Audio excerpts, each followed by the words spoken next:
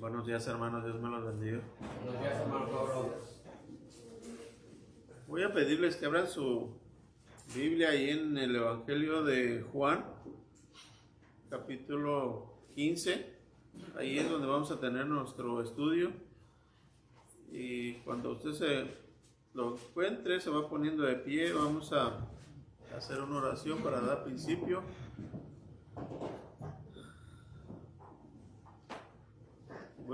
Voy a leer solamente el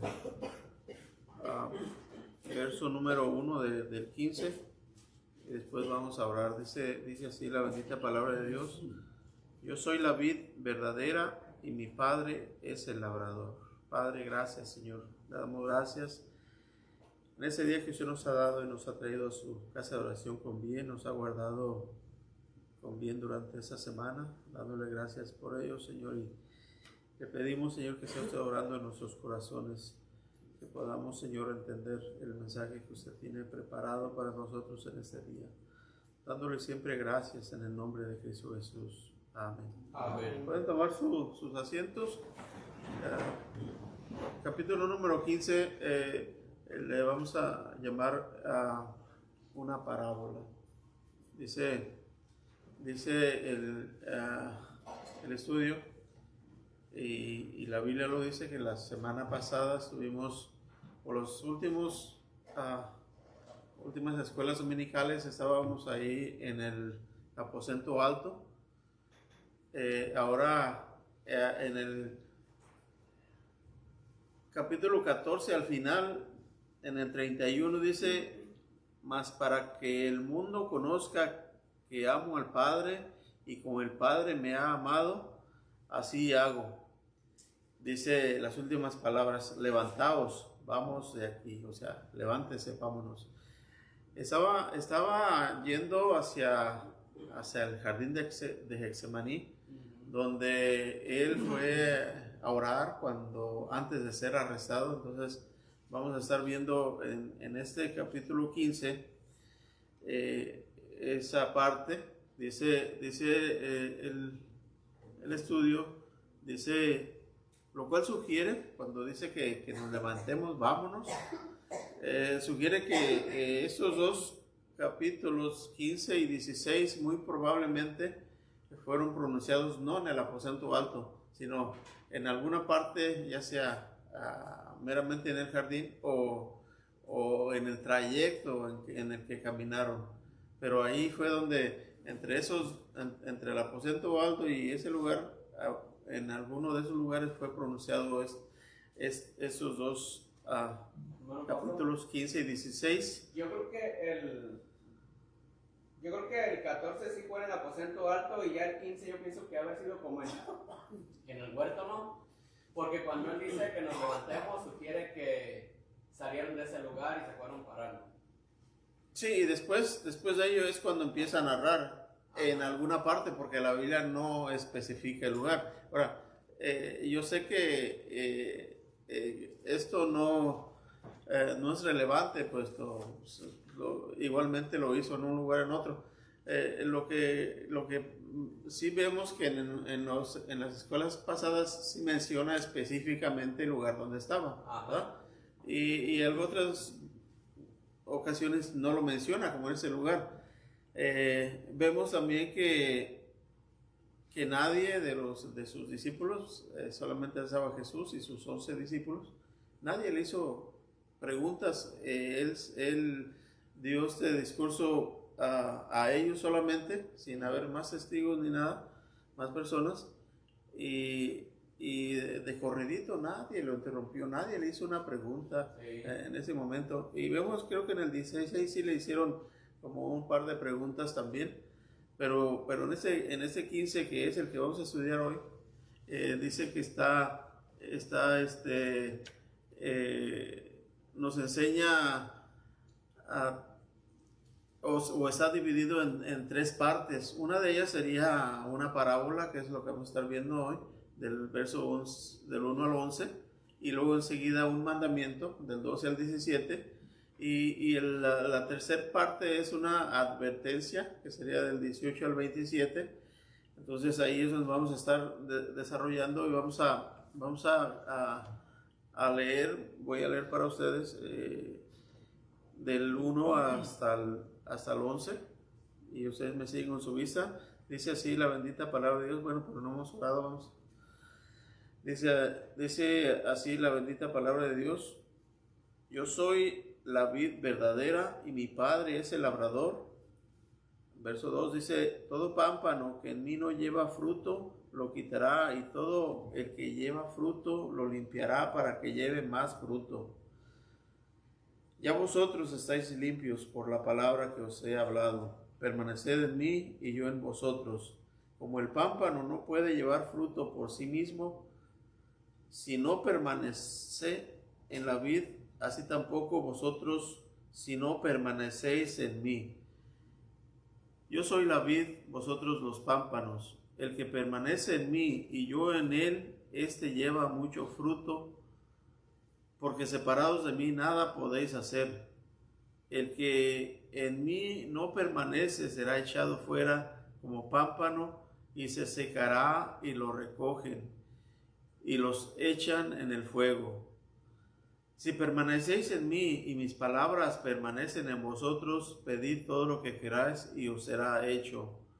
En esto es glorificado mi Padre, en que llevéis mucho fruto y seáis así mis discípulos. Como el Padre me ha amado, así también yo os he amado. Permanecer en mi amor. Si guardáis mis mandamientos, permaneceréis en mi amor. Permaneceréis en mi amor, así como yo he guardado los mandamientos de mi Padre y permanezco en su amor. En el verso 11 dice: estas cosas os he hablado para que mi gozo esté con vosotros y vuestro gozo sea cumplido. Una parábola enseña una verdad principal. Dice que el intentar hacer interpretar una palabra, lo que uno debe de buscar es el motivo principal del que está hablando. Puede uno quizás sacar muchas cosas, pero en esta cosa vamos a ver la verdad principal de la cual nos está hablando. La verdad que Cristo enseña en esa parábola es la importancia de permanecer en Él para llevar fruto. La palabra fruto se usa, dice el estudio, se usa 6 veces, y permanecer por lo menos unas 15 veces, pero no siempre se traduce permanecer. El principal punto aquí es la comunión, el compañerismo, la condición de hijos. Usar el versículo 6, quiero que me lean el verso 6. Amén, amén. Dice, ¿es el 15:6? 15:6. Dice: el que en mí no permanece será echado fuera como pámpano y se secará, y los recogen y los echan en el fuego y arden. Amén. Bueno, pastor, aquí en ese capítulo, en ese verso nos está diciendo que la salvación se pierde. No. Lo que está diciendo es que lo que pasa, hermano, es que muchas personas que probablemente digan que han creído, pero no han nacido de nuevo. Entonces, una persona así puede estar en la iglesia, pero no está permaneciendo en Cristo. En el momento que se separa de la congregación, pues va, o que donde nadie lo ve, puede hacer cosas que ha aprendido que no debe de hacerlas, pero las hace. No está permaneciendo en Cristo. Permanecer en Cristo es nacer de nuevo, tener comunión con Él, o sea, constantemente leer la palabra de Dios, o sea, tener esa relación íntima con el Señor Jesucristo. Amén. Entonces podemos ver que es solamente una persona religiosa, ¿verdad? Puede tener buenas costumbres pero no ha sido salvo. Porque pues ahí dice, si las personas lo quieren sacar del contexto, fácilmente van a decir que se pierde, ¿verdad? Entonces, bueno, gracias, hermano. Dice para enseñar que el cristianismo pierde su salvación y va a quemarse en el infierno si no lleva fruto. Es torcer el significado de la parábola. En primer lugar, tal cosa contradice la clara enseñanza de otros versículos. O sea, si solamente nos basáramos en eso, pues prácticamente diríamos, sí, se pierde. Pero hay otros versículos que nos dicen lo contrario. Por ejemplo, hermano Ramiro, San Juan 5:24. Amén, hermano. Dice así la palabra de Dios. Juan 5:24 dice: de cierto os digo, el que oye mi palabra y cree al que me envió, tiene vida eterna, y no vendrá a condenación, mas ha pasado de muerte a vida. Amén. ¿La vida eterna cuándo se termina? Nunca. Es eterna, ¿verdad? Dice, y lo está diciendo el Señor Jesucristo, y lo dice 2 veces. De cierto, hermano Romero. ¿Ya? Sí,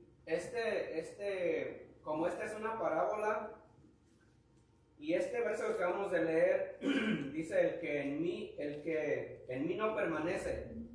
Entonces, si es una parábola, el Señor está queriendo ilustrar algo, le está queriendo enseñar algo y usando algo físico. Entonces, ellos tuvieron que ponerse en la mente a Judas. Judas yo creo que ya no estaba aquí cuando el Señor dijo estas palabras.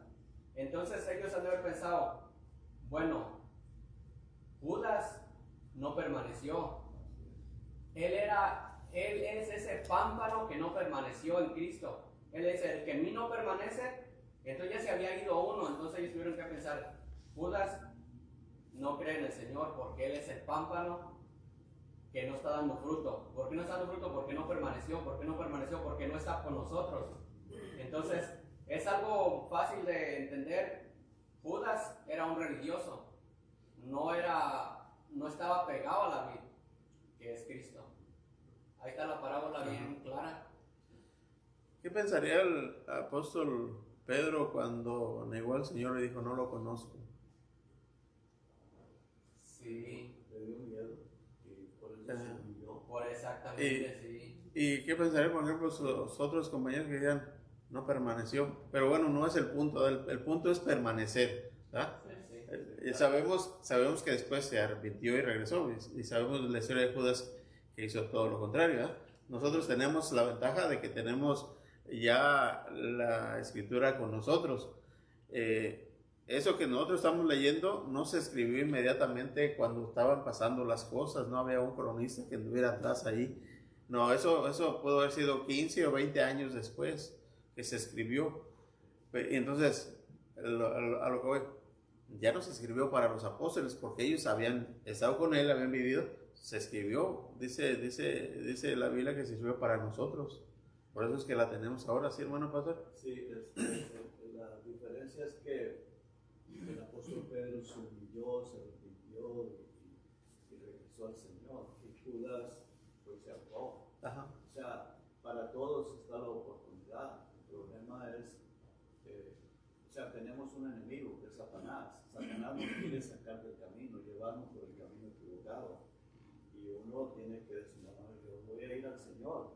Y Pedro, el apóstol Pedro, vino al Señor. Judas tomó una decisión equivocada, influenciada por Satanás, va y se ahorca. Tenemos el caso de Saúl y David. David pecó y gravemente, fue un pecado bien grave que merecía la muerte. Pero ¿qué hizo? Se humilló, se arrepintió. Saúl se suicidó. Entonces son cosas que tenemos que estar pendientes. De hecho vemos que Satanás, lo vemos así en contexto, vemos que ya traía a Pedro entre ojos, ¿verdad? Porque por el Señor dijo que ajá, influenciado por Satanás y el Señor dice, no he orado para que no falte. Entonces, bueno, dice, vamos a seguir ahí en San Juan 6 y el verso 27. 6:27. Amén, Leo. Juan 6:27. Dice la palabra de Dios: trabajad no por la comida que perece, sino por la comida trabajad no por la comida que perece, sino por la comida que a vida eterna permanece, la cual el Hijo del Hombre os dará, porque a este señaló Dios el Padre. Gracias. Ahí nuevamente vemos la palabra es que esa palabra es para vida eterna. Aquí, aunque estaba hablando de un alimento que el Señor les había alimentado a una multitud, dice, pues ese alimento que les dio, para el siguiente día ya tenían hambre, ya lo estaban buscando nuevamente. Entonces, a lo que le está diciendo aquí, que es el alimento, ese alimento espiritual, la palabra de Dios,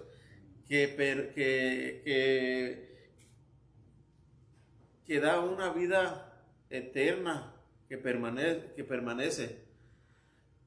También San Juan 10, 27 al 29. Y eso lo quiero leer también desde el 25.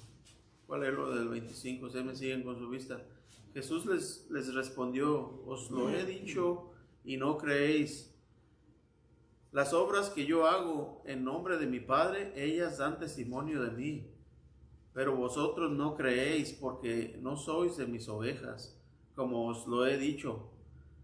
Mis ovejas oyen mi voz, y yo las conozco y me siguen. Y yo les doy vida eterna. Vea, vida eterna. Y no perecerán jamás, ni nadie las arrebatará de mi mano. Mi Padre que me las dio es mayor que todos, y nadie las puede arrebatar de la mano de mi Padre. Y dice en el 30, yo y mi Padre uno somos. Nada ni nada. La persona que ha sido salvo, no nomás estamos leyendo solamente 3, pero hay muchos partes donde nos dice que es eterna. Amén. No perecerán. Y bueno, esa es la seguridad de la salvación. Todavía más, dice, nótese que la rama de la cual Cristo habla en el versículo 6, de ahí regresamos a nuestro pasaje, dice,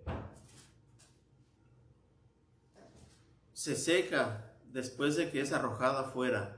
Si esa rama describe al cristiano que resbala y cae y pierde su salvación, debería secarse primero y entonces fallar en cuanto a dar fruto y luego ser echado fuera.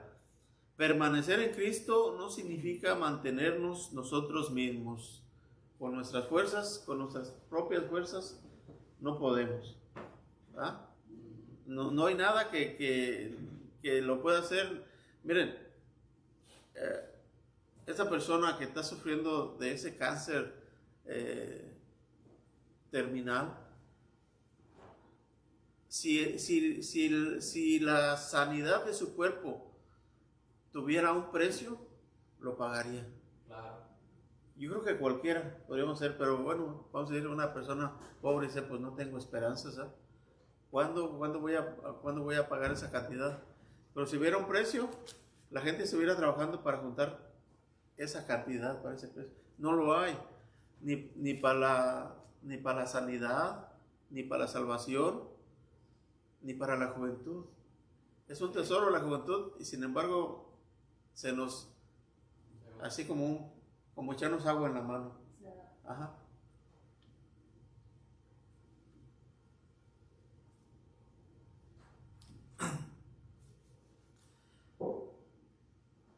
Dice que significa vivir en la palabra. Dice el verso número 7, verso 7, San Juan 15:7. Amén. Dice, si permanecéis en mí y mis palabras permanecen en vosotros, pedid todo lo que queréis y os será hecho. Ahora, esto tampoco quiere decir que todo lo que queramos específicamente, Dios sabe lo que necesitamos. Dice, creo que es en Santiago, que pedimos, bueno, pedimos y pedimos mal, o sea, para gastar en nuestros deleites, o sea, en algo que me guste, algo que yo quiera tener. No, pues yo quiero tener esto. Antes, cuando yo vine a ese país, mi deseo era, yo creo que muchos, una camioneta, un carro. Cuando llegué aquí, miré que no era fácil. Un carro, no era fácil. Sí compré un carro, he comprado muchos, pero mi primer carro, pero lo compré con muchos esfuerzos. Y no un carro bueno, un carro nomás ahí para caminar. Y bueno, pero eso no quiere decir, pues yo quiero un carro nuevo y uno fácilmente, yo creo que casi cualquiera de ustedes aquí, vamos y nos paramos en una agencia de carros y sale con un carro nuevo. Sí. Pero esa no es una bendición, no es lo que Dios quiere. Amén. ¿Verdad? Amén. Porque de ahí para acá, de ahí vienen un montón de cosas que le van a traer, ya le van a quitar la felicidad, que la felicidad duró un día y le van a traer puros problemas. Ahora, con eso no digo que, claro que bueno que podemos traer un carro nuevo y que lo podemos pagar, pero no es porque sea un capricho, algo que quiera uno gastar, pues a veces, si lo puede, cómpralo, pero si no puede, no se meta tampoco, ¿verdad? Sería un consejo acertado, ¿verdad? Entonces, no es para que, es para las cosas que necesitemos el pedir. Ahí en ese verso 7 dice que debemos, de hecho, pues la Biblia nos enseña que debemos de pedir las cosas necesarias que necesitamos, dice, porque Dios sabe de qué tenéis necesidad.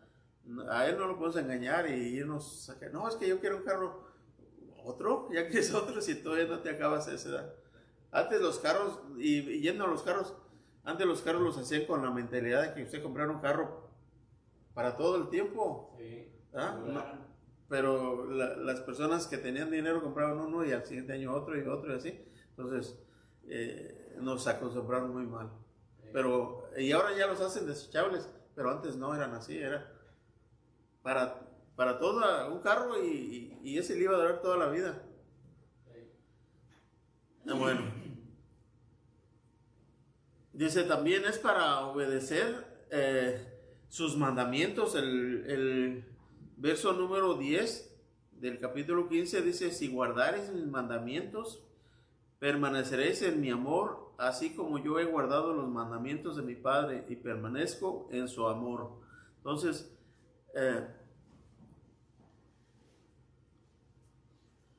y también es para mantener nuestras vidas limpias mediante su palabra, dice en los versos 3 y 4, hermano Arturo. 3 y 4. Sí.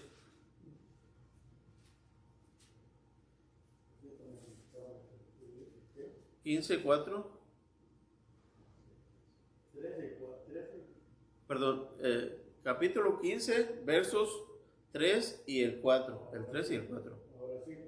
Yo soy la vid, vosotros los pámpanos. El que permanece en mí y yo en él, este lleva mucho fruto, porque separados de mí nada podéis hacer.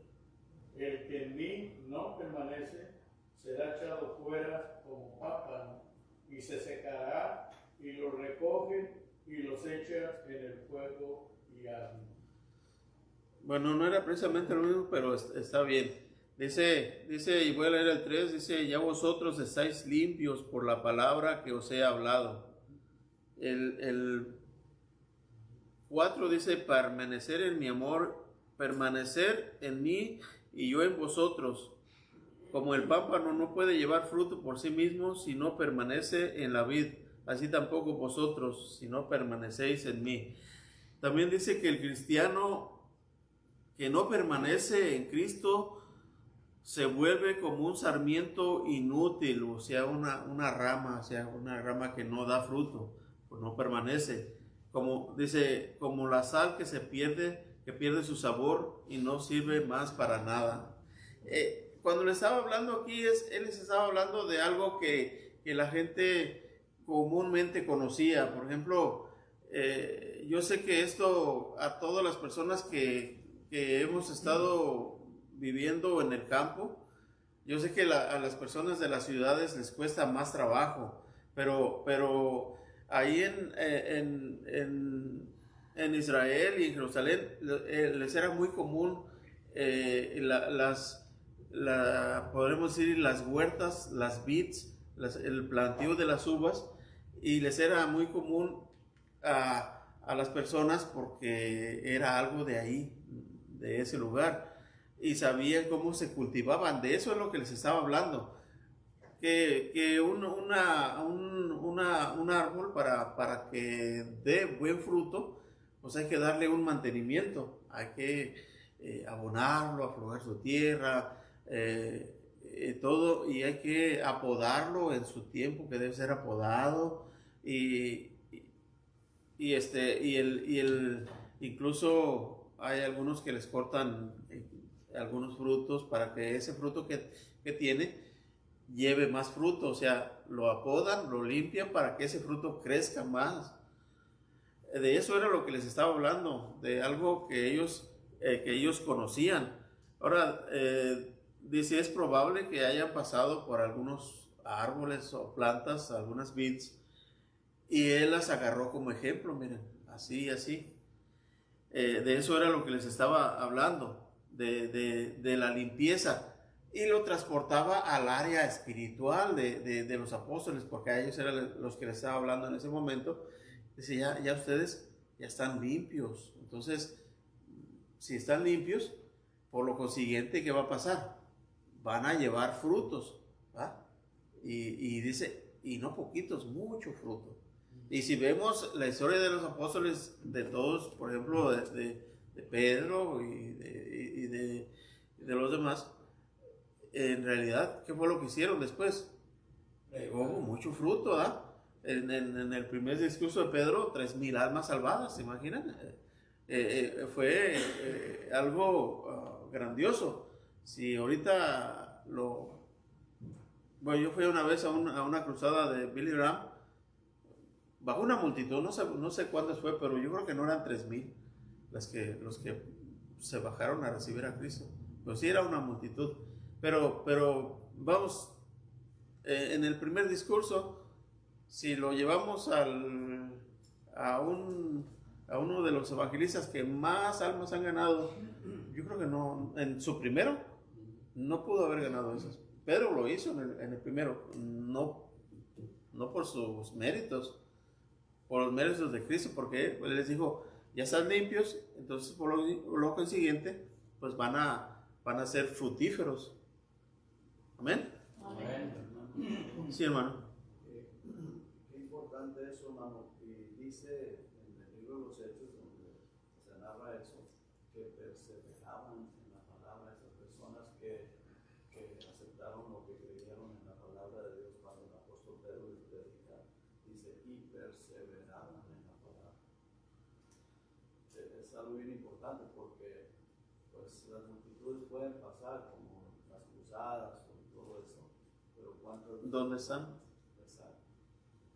Sí, y bueno, gracias, hermano. Vamos, ahí aprendemos muchas cosas. Dice una de las que dice, perseveraban, o sea, se quedaban, continuaban.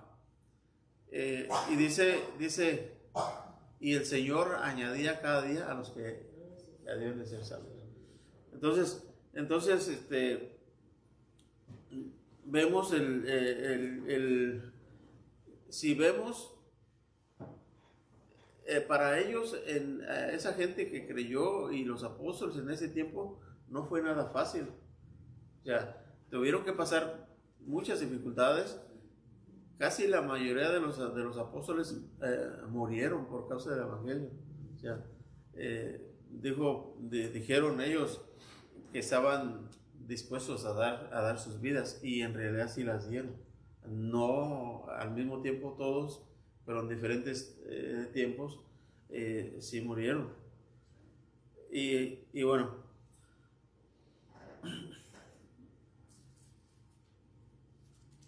dice, vamos a abrir nuestras Biblias ahí en 1 Corintios 3:15.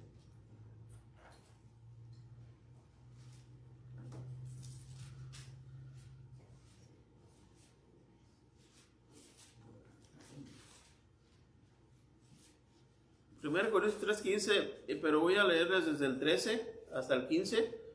Lo leo para ustedes. Dice: la obra de cada uno se hará manifiesta, porque el día la declarará, pues por el fuego serán revelada, y la obra de cada uno, cual sea, el fuego la probará. Verso 14 dice: si permaneciere la obra de alguno que sobreedificó, recibirá recompensa.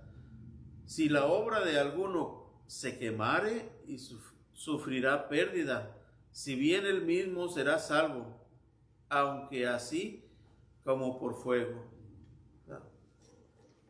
Las obras, obviamente las obras no traen la salvación, no nos salvan. Pero dice que una vez que la persona ha sido salvo, si hace buenas obras, que el fuego no las destruya, va a recibir recompensa. Dice, pero si esa obra en lo que estaba confiando, cualquiera que sea, se quema, o sea, va a sufrir una pérdida. ¿Cuál es esa pérdida? La pérdida de las recompensas que no ganó porque su obra no se quemó. Dice, pero será salvo.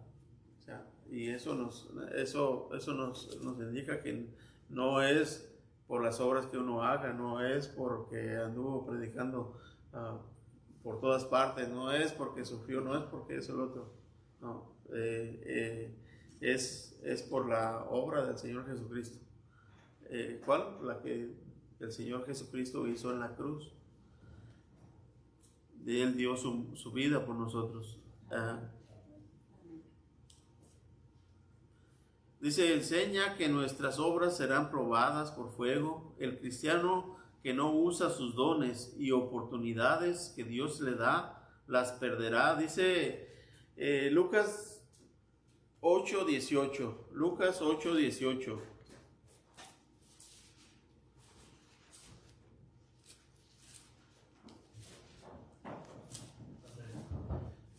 Amén.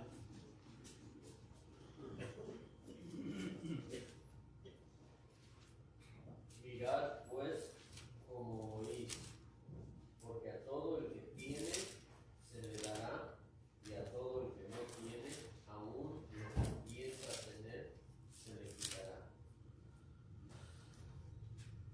También segunda de Juan 8.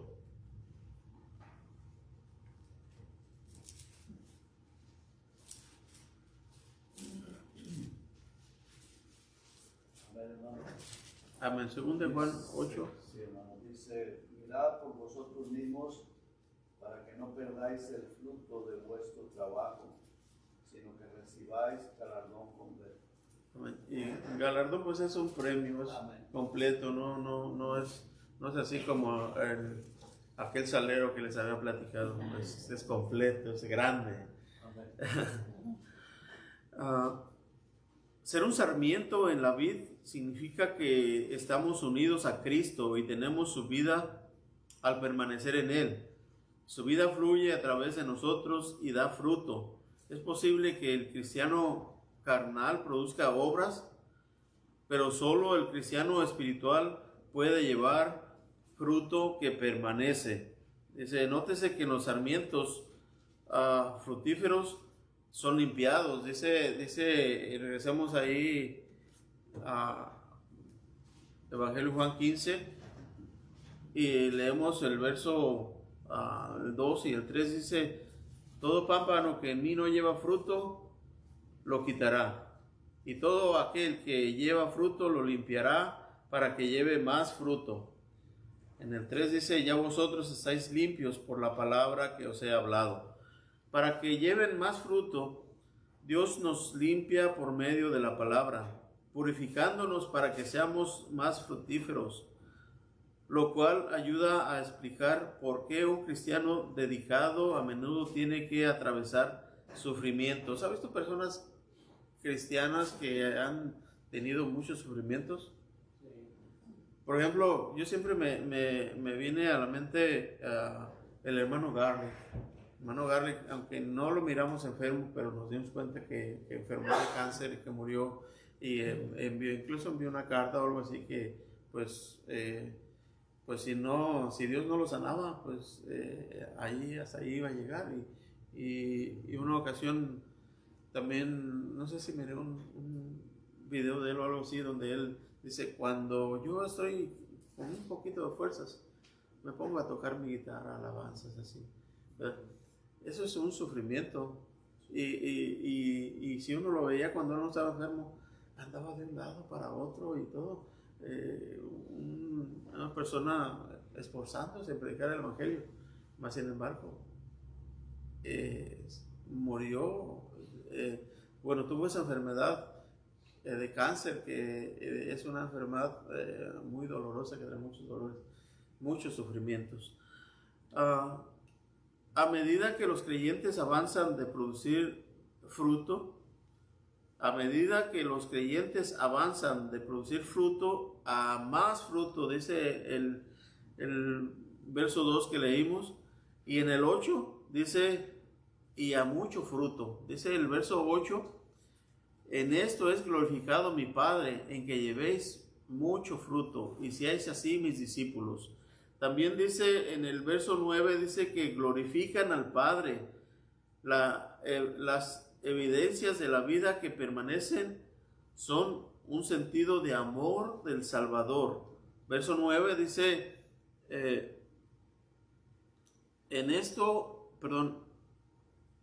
verso 9, como el Padre me ha amado, así también yo os he amado, permanecer en mi amor. También en el verso 10 dice que eso nos lleva a una obediencia a su palabra. Dice el 10, si guardáis mis mandamientos, permaneceréis en mi amor, así como yo os he guardado los mandamientos de mi Padre y permanezco en su amor. También dice en el verso 7 que es una oración contestada. Verso 7, si permanecéis en mí y mis palabras permanecen en vosotros, pedid todo lo que queráis y os será hecho. También en el verso 11 dice, y gozo en el Señor Jesucristo. Un gozo. Esta cosa, dice el 11, estas cosas os he hablado para que mi gozo esté en vosotros y vuestro gozo sea cumplido.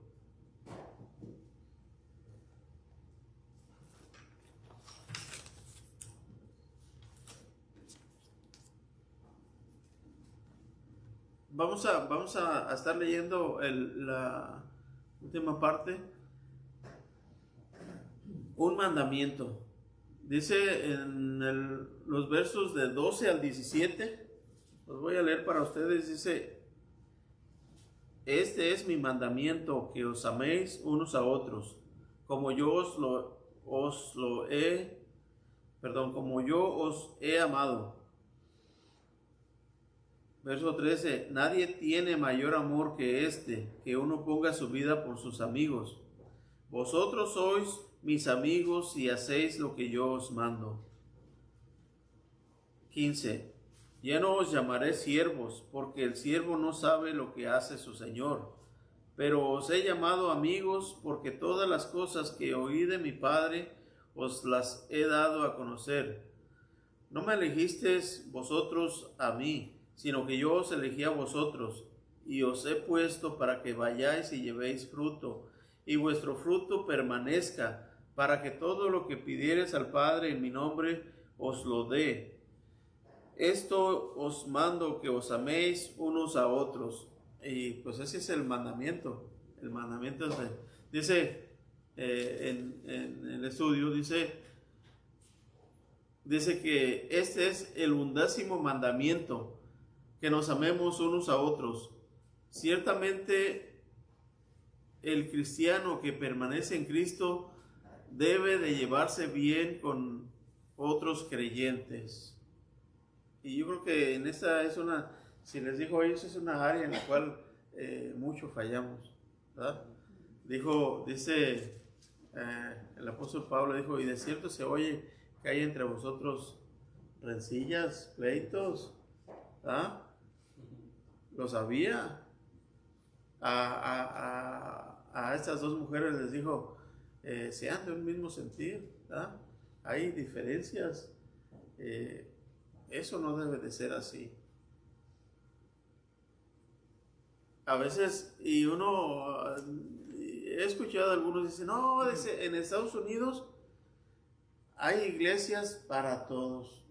Hay iglesias de morenos, de blancos, sabemos, hispanos, y bueno, vamos a pensar que nosotros sí tengamos una excusa válida, ¿verdad?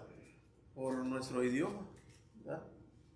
Pero no debe ser por el color, ni por la nacionalidad, ¿verdad? Dos cosas nos deben de unir. Primeramente, Cristo, el ser cristianos. Y seguramente, pues, compartimos un mismo idioma.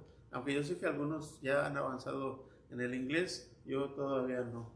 Pero sí he ido a iglesias donde solamente predican en español. Pues sí, por ahí de 10 palabras sí me pesco una, ¿verdad? Perdón, en inglés.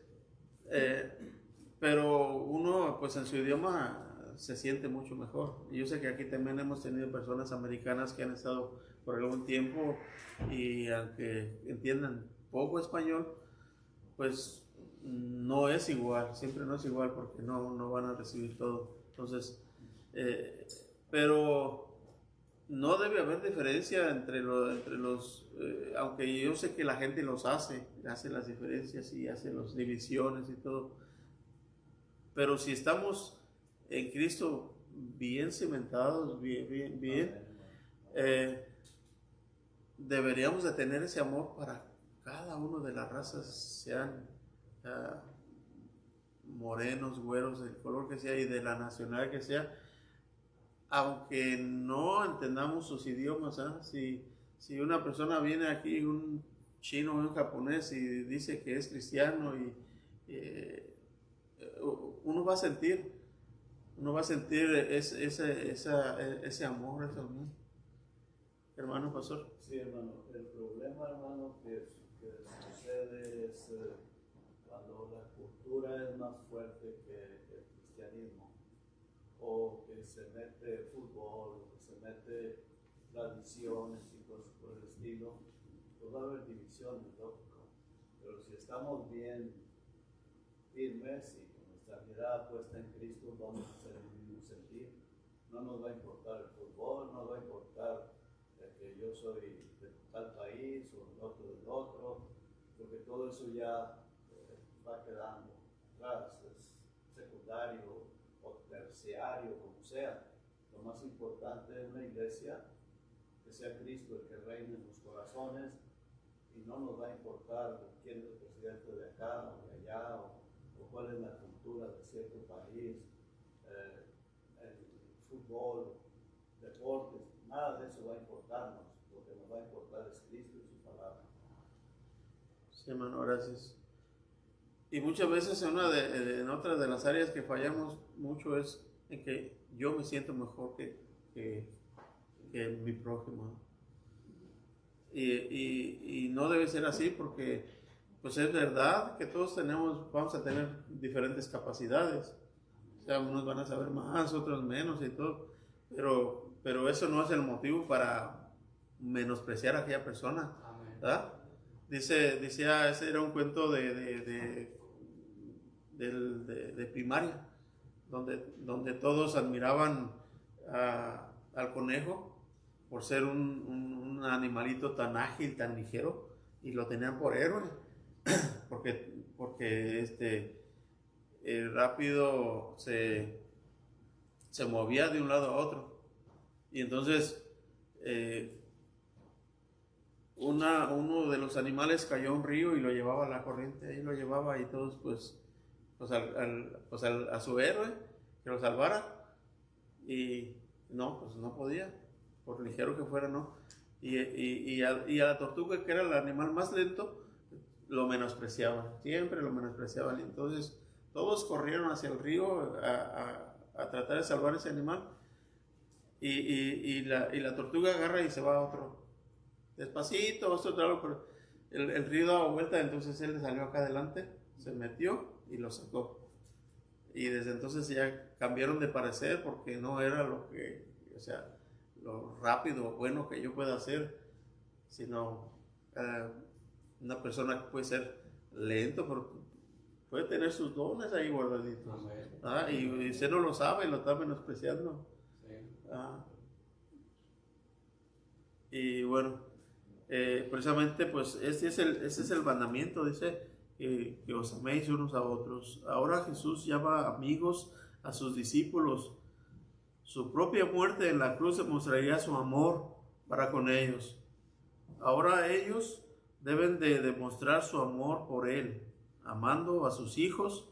Los amigos se quieren y se ayudan los unos a los otros. La obediencia en Cristo nos pide que no. Cristo nos pide, no es la del esclavo, sino la del amigo, debido a que somos amigos y permanecemos en Él. Él conoce su voluntad y tenemos sus secretos. Se nos recuerda que Abraham fue amigo de Dios y Dios le comunicó sus planes está hablando ahí de cuando iban a destruir Sodoma. Dice, le encubriré yo lo que voy a hacer a Abraham. Iba a destruirla.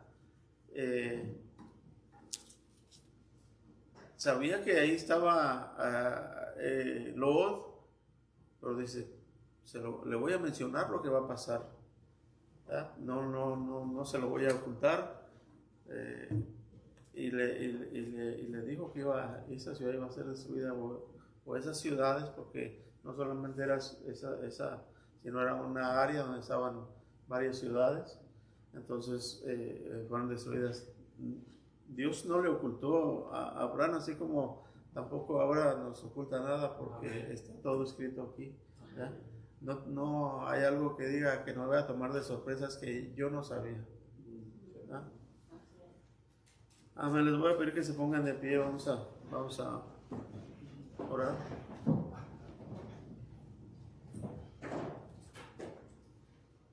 Padre, gracias, Señor, le damos en este día que nos ha dado. Gracias por su palabra que nos ha dejado escrita para que podamos saber todo lo que usted nos ha dejado, Señor. Le damos gracias por su palabra y le damos gracias por ese amor que usted nos mostró al estar dispuesto a dar su vida por nosotros en la cruz. Damos gracias por ese sacrificio y gracias por haber enviado a su Hijo amado a morir por nosotros como intercesor, dándole gracias en el nombre de Cristo Jesús. Amén. Amén.